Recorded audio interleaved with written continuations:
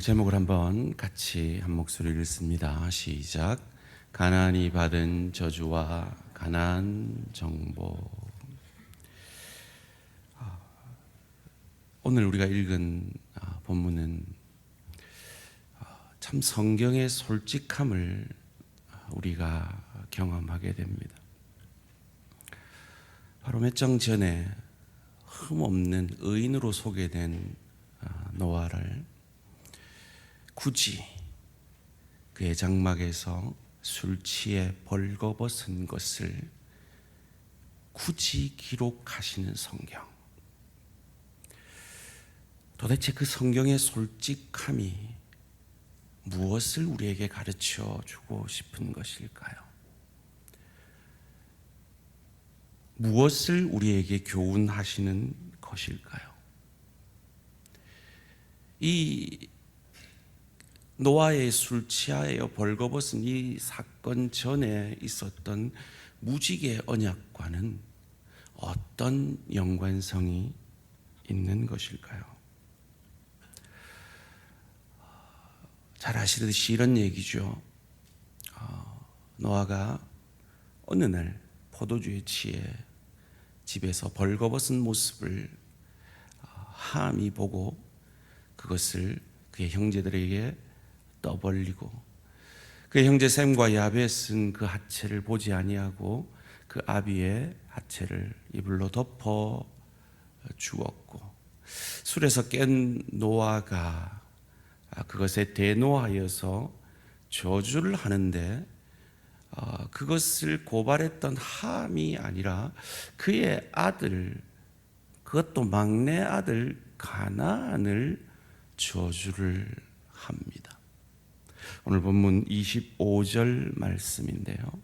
이에 이르되 가나안은 저주를 받아 그의 형제의 종들이의 종이 되기를 원하노라 하고, 왜 이런 저주를 함도 아니고 그의 아들 가나안에게 하는 것일까요? 이것이 우리에게 어떤 영적인 의미가 있는 것일까요? 도대체 이 함이 그리고 가나안이 무슨 잘못을 했기에 이 정도의 저주를 받아야 하는 것일까요? 이 심상치 않은 이야기의 시작은 이렇게 시작됩니다. 18절 말씀입니다. 방주에서 나온 노아의 아들들은 셈과 함과 야벳이며, 함은 가나안의 아버지라. 잠시 띄워주시고요. 이 18절에서 이 셈과 함과 야벳이 비로소 독립적인 개체로 소개가 됩니다. 우리가 살펴보겠지만 1절과 8절에서는 그들의 이름이 나열되기보다 그냥 노아의 아들들로 기록이 되어집니다. 그리고 특이한 것은 이 함을 소개하는데 가나안의 아버지로 소개를 하고 있습니다. 보통은 누구의 아들이라고 얘기를 하지 누구의 아버지라고는 소개하지 않는데 말이죠. 왜일까요? 19절 이어지는 말씀이 이렇게 말합니다. 노아의 이 세 아들로부터 사람들이 온 땅에 퍼지니라. 이 인류의 역사가 이 세 아들로부터 다시 시작되고 있음을 우리에게 가르쳐 주죠. 그리고는 일이 퍼집니다. 20절에서 22절까지 말씀입니다. 노아가 농사를 시작하여 포도나무를 심었더니 포도주를 마시고 취하여 그 장막 안에서 벌거벗은지라. 가나안의 아버지 함이 그의 아버지 하체를 보고 밖으로 나가서 그의 두 형제에게 알림해. 여러분, 얼마 전만 해도 의인으로 소개되었던 이 노아, 모든 인류가 다 멸망했지만 하나님의 은혜로 살아남은 이 노아가 왜 이렇게 술 취한 모습으로 드러나고 있을까요? 저는 상상해 봅니다. 참 노아는 외로웠을 것 같아요. 그들의 또래가 아무도 없는, 유일한 남자라고는 500살이나 어린 자기의 자녀들밖에 없는 한 노인, 얼마나 외로웠을까요? 그 외로움이 중독을 만들어 내었습니다. 사랑하는 성도님들, 의인 노아가 이럴 수 있다면 우리 중 그 누구도 이 중독과 이 술 취함의 유혹에서 자유로울 사람은 아무도 없습니다. 조심해야 한다는 거죠. 그러기 위해서는 외롭지 않아야 합니다. 교제가 필요합니다. 여러분, 우리 교회에 이 신실한 믿음의 형제들과 함께 하는 이 교제의 자리로, 구역으로, 기관으로, 동호회로 나아가시고 정말 내 벌거벗은 모습을 보여줄 수 있는 그런 주 안에서의 귀한 동력자들을 만나시고 만들어 가시고 그런 동력자가 되어 주시기를 부탁을 드립니다. 이런 말이 있더라고요. 은퇴할 때 꼭 필요한 게 뭐냐? 돈과 건강 그리고 친구다. 여러분, 주변에 믿음 안에서 귀한 친구들을 많이 만드시기를 부탁을 드립니다. 자, 이제 본격적으로 왜 하나님은 함이 잘못했는데 그의 막내 아들 가나안을 저주하시는 걸까요? 사실 이 본문은 성경 해석의 난제 가운데 하나인 본문입니다.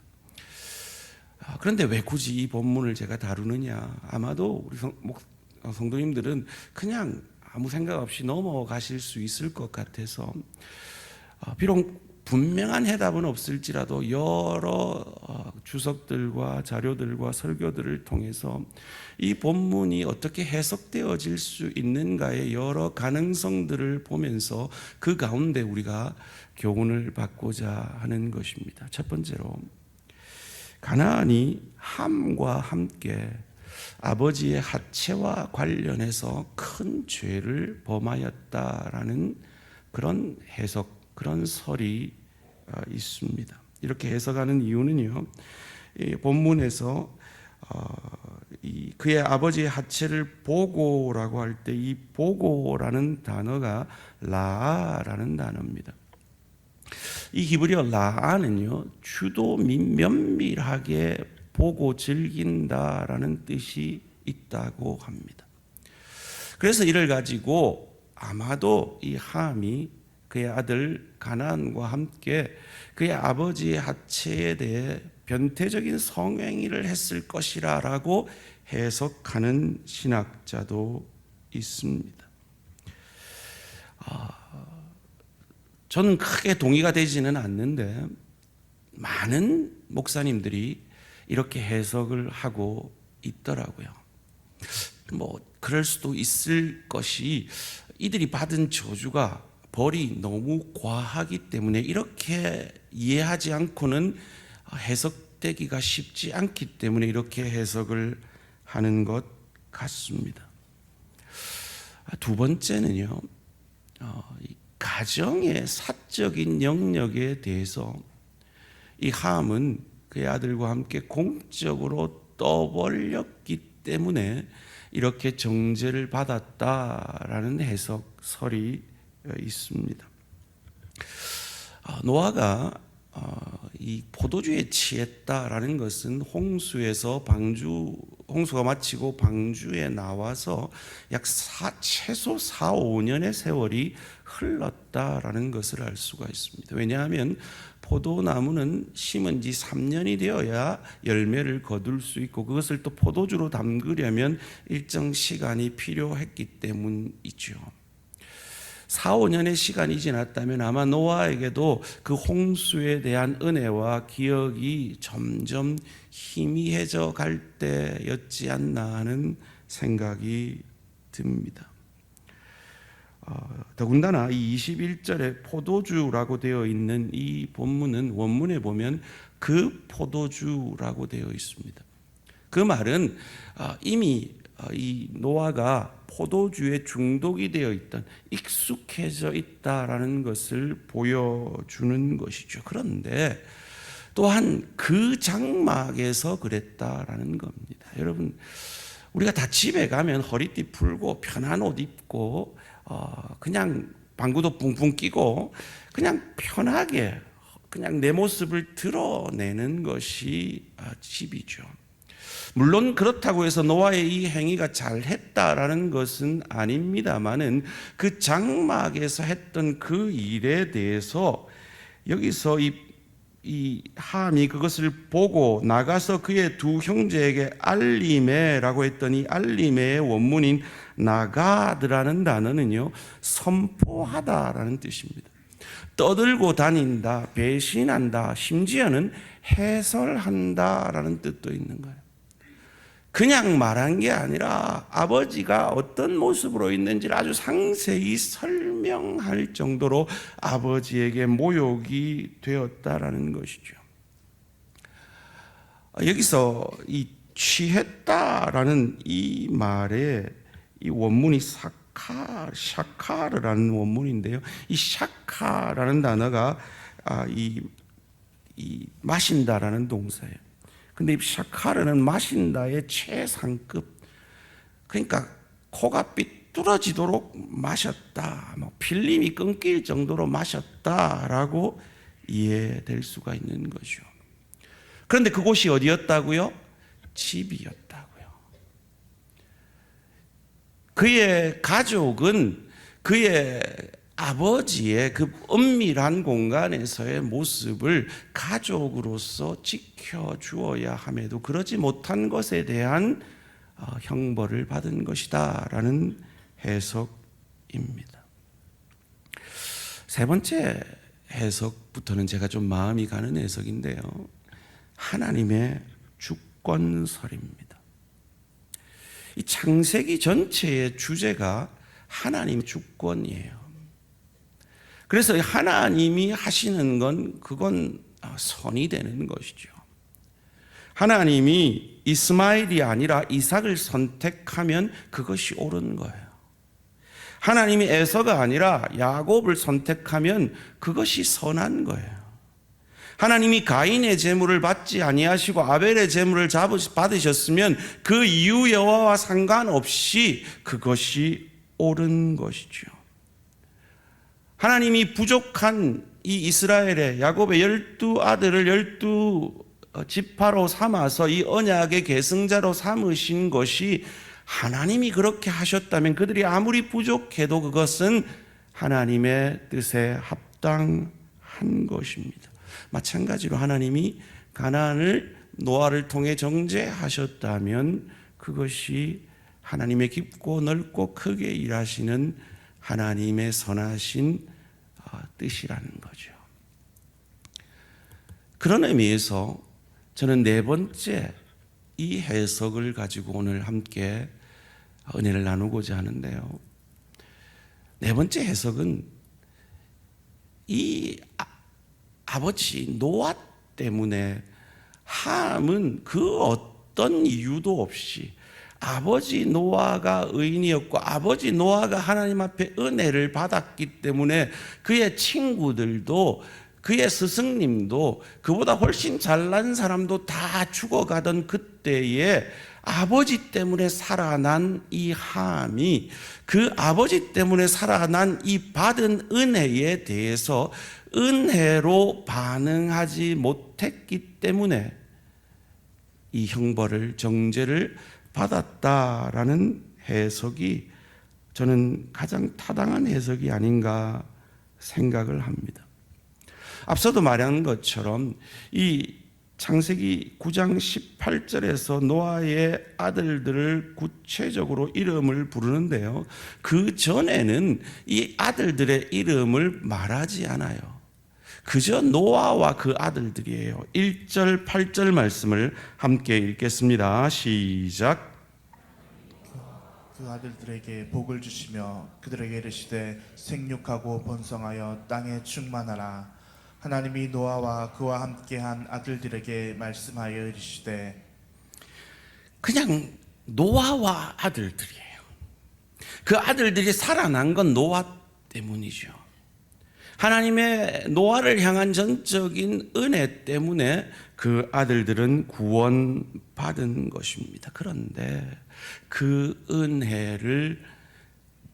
은혜로 반응하지 못한 것이 함의 모습이라는 거죠. 사랑하는 성도님들, 주변에 여러분이 아마 존경하는 어떤 신앙인이 있으실 것이고 중직자들이나 목회자들이 있으실 겁니다.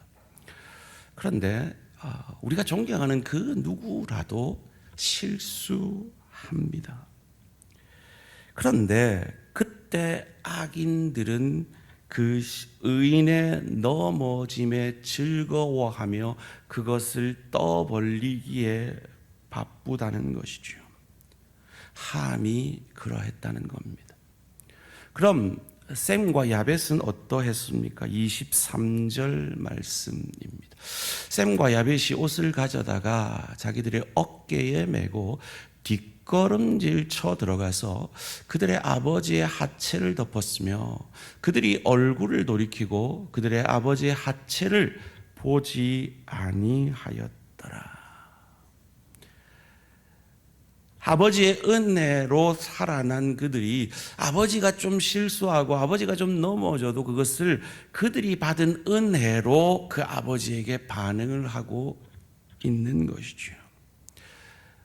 노아가 술이 깹니다. 24절 말씀입니다. 노아가 술이 깨어 그의 작은 아들이 자기에게 행한 일을 알고 어떻게 합니까? 저주하죠. 25절 말씀입니다. 이에 이르되 가나안은 저주를 받아 그의 형제의 종들의 종이 되기를 원하노라 하고. 왜 가나안이었을까요? 그것은 앞서 우리가 살펴본 대로 이 가나함을 소개하는 그 소개에 연관이 있지 않나 생각해 봅니다. 함의 후손들은 누구였습니까? 창세기 10장 6절이 우리에게 가르쳐 주고 있는데요. 함의 아들은 구스와 미스라임과 붓과 가나안이요. 자, 그렇다면 이 구스와 미스라임과 붓과 가나안이 정착한 곳이 어딘지를 살펴보겠습니다. 이 구스, 이 검다라는 뜻이죠. 에티오피아 지역으로 생각을 합니다.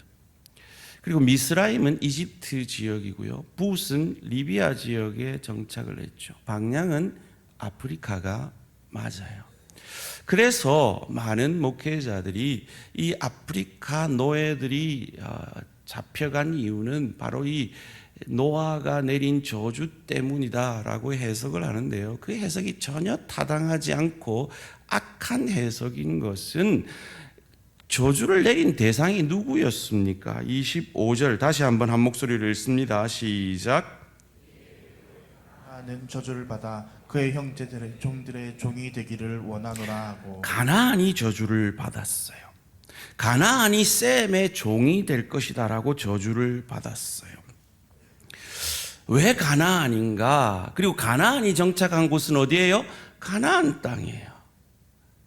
지금 이스라엘이 머물고 있는 그 땅이에요. 왜 가나안인가? 이 함을 소개할 때 계속해서 가나안의 아비라고 소개하는 그 장면을 통해서 우리는 힌트를 얻을 수가 있습니다. 18절 말씀입니다. 방주에서 나온 노아의 아들들은 셈과 함과 야벳이며 함은 가나안의 아버지라. 22절 말씀도 그렇게 소개하고 있습니다.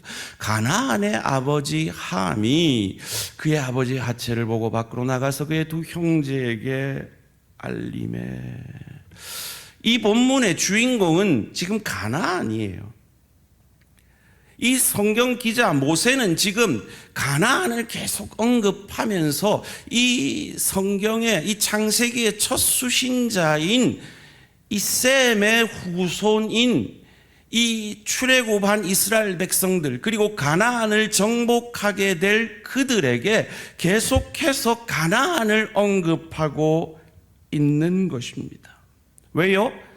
하나님께서 이 노아를 통해서 하신 이 언약의 말씀을 곧 언젠가는 이루실 것이라 라고 예언하고 있고, 그 언약을 지금 셈의 후손인 출애굽한 이스라엘 백성들을 통해 이루어가고 계신 것을 이 창세기의 첫 독자인 셈의 후손인 출애굽한 이스라엘 백성들이 이 글을 듣고 읽고 있으면서 하나님이 약속하신 것은 반드시 이루어지고, 지금 우리가 하고 있는 이 전쟁은 그저 그 시대에 다른 종족들이 하는 정복 전쟁이 아니라 하나님의 약속을 이루는 전쟁이라는 것을 그들에게 말씀하고 있는 것입니다.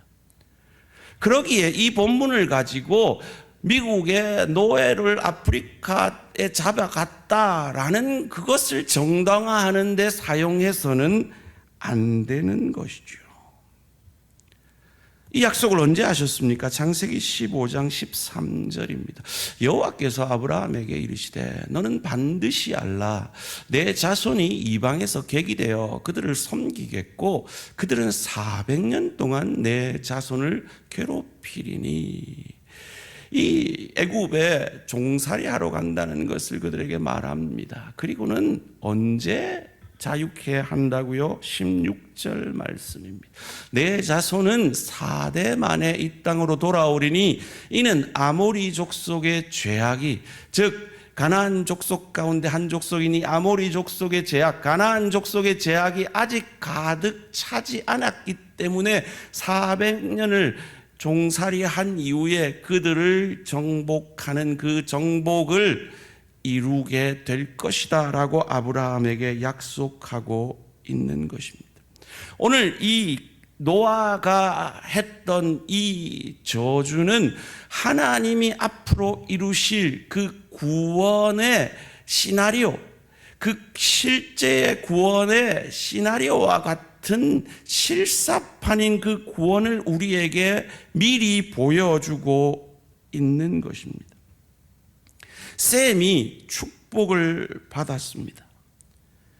그리고 이 창세기의 첫 수신자인 셈의 후손들인 그 이스라엘 백성들이 이 광야에서 우리가 이렇게 힘들고 어렵고 저 애굽이 부러운 그런 처지지만 우리는 축복받은 족속이다 라는 것을 가슴에 새기게 되는 것이죠.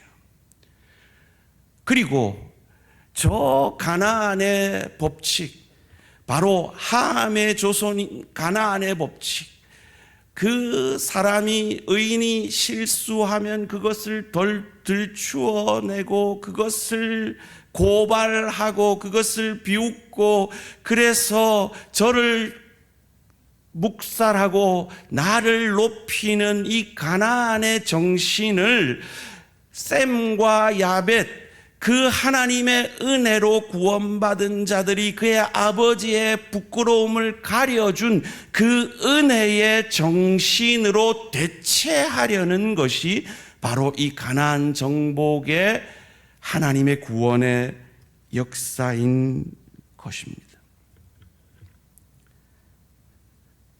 잘 따라오셨습니까? 아멘이십니까? 대단하십니다. 왜 멀쩡한 가나안 사람들에게 이 셈의 족속이 들어가야 되냐고요. 세상의 법칙으로 가득 차 있는 그들이 은혜의 법칙, 하나님의 은혜로 출애굽한 그들, 그래서 그 하나님의 은혜가 다스리는 땅이 되도록 하기 위해서 그 가나안의 거주자가 은혜의 사람들로 바뀌어져 가야 한다라는 것입니다. 이것이 홍수의 정신이며 이것이 바벨을 무너뜨린 하나님의 정신인 겁니다. 그런데 문제는 선악과를 따먹은 우리 조상 아담의 죄를 원죄로 물려받은 우리들은 우리의 가정에서, 일터에서, 주의 교회에서 가나안과 같이 선악과를 따먹어 하나님의 선과 악이 내 기준이 아니라 내 선과 악이, 내 이익의 선과 악이, 내 감정의 선과 악이 하나님이 되어서, 내가 하나님이 되어서 내 남편을, 내 아내를, 내 부모를, 내 자녀를 정죄하고 비판하고, 내 동료를 정죄하고 비판하고, 내 지체를 정죄하고 비판하는 그런 가나안과 같은 존재가, 멸망받아야 하는 존재가 우리라는 것이죠. 이 세상이 그러하듯이 말이죠. 이는 마치 가늠하다 잡혀온 여인을 향한 사람들의 태도와 같습니다. 그런 사람들에게 돌을 들고 그 여인을 정죄하며 돌 던지려 하는 사람들에게 예수님이 뭐라 하셨습니까? 요한복음 8장 7절 말씀 함께 읽습니다. 시작. 그들이 묻기를 맞이 아니하는지라 이에 일어나 이르되 너희 중에 죄 없는 자가 먼저 돌로 치라 하시고. 죄 없는 자는 돌로 칠 수 있다 그럽니다. 노아가, 술 취한 노아에게 돌 던질 수 있는 사람은 죄 없는 예수님밖에 없어요. 내 남편, 내 아내, 내 부모, 내 자녀, 내 동료, 내 지체에게 돈 던질 수 있는 사람은 예수님밖에 없어요. 이 가늠한 여인에게 돌 던질 수 있는 사람은 예수님밖에 없어요. 왜요? 그가 그만이 죄 없기 때문에요. 그런데 그 예수님이 어떻게 하셨습니까? 이어지는 10절에서 11절 말씀입니다. 예수께서 일어나사 여자 외에 아무도 없는 것을 보시고 이르시되 여자여, 너를 고발하던 그들이 어디 있느냐? 너를 정죄한 자가 없느냐? 대답하되 주여 없나이다. 예수께서 이르시되 나도 너를 정죄하지 아니하노니 가서 다시는 죄를 범하지 말라 하시니라. 여러분, 이 말씀은 예수님의 그저 호의가 아닙니다. 예수님이 이 말을 하려면 자기가 죽어져야 그 정죄가 사라지는 것을 아시는 예수님의 죽으심을, 내가 너를 위해 대신 죽어주겠다라는 말씀입니다. 하나님은 홍수 이후에 무지개를 언약으로 삼으셔서 다시는 인간을 심판하지 않겠다 약속하십니다. 그 무지개 언약이 우리에게 어떤 의미가 있습니까? 여러분, 무지개가 언약으로 주어진 다음에 인간들이 죄를 짓지 않을까요?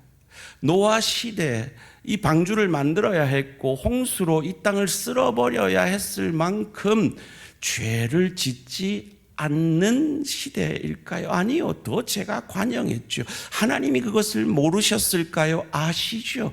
그런데 하나님은 무지개 언약을 통해서 너희를 다시 심판하지 않겠다 하십니다. 이건 쉬운 말이 아닙니다. 자기 아들을 죽이셔야 하는 언약이기 때문입니다. 바로 이 여인이 구원받은 것처럼 가나안 족속인 우리, 늘 누군가의 잘못을 덜추어내고 고발하고 비난하고 정죄함으로 너는 틀렸고 나는 옳아라고 정죄하는 심판받아 마땅한 우리를 향하여 예수님은 나도 너를 정죄하지 않는다라고 말씀하시며 나를 대신하여 십자가에서 죽으시고 그 죽음을 이기고 부활하심으로 그 예수를 주로 고백하는 저와 여러분에게 하나님의 자녀가 되는, 의인 되는 이 천국의 소망을 가지는 하나님의 백성 되는 축복을 허락하셨습니다. 그러기에 우리는 셈과 야벳처럼 아버지 때문에 살아난 그 은혜를 생각하고 기억함으로 그 아버지의 허물을 가리워준 샘과 야벳처럼 가정으로, 일터로, 주의 교회로 나아가 은혜를 흘려보내는 복된 인생 되시기를 주님의 이름으로 축원합니다. 저는 지난 금요일에 월드비전 신년 할애에 참석했습니다. 그곳에서 월드비전 한국 대표의 프레젠테이션 가운데 참 은혜를 받았습니다. 월드비전이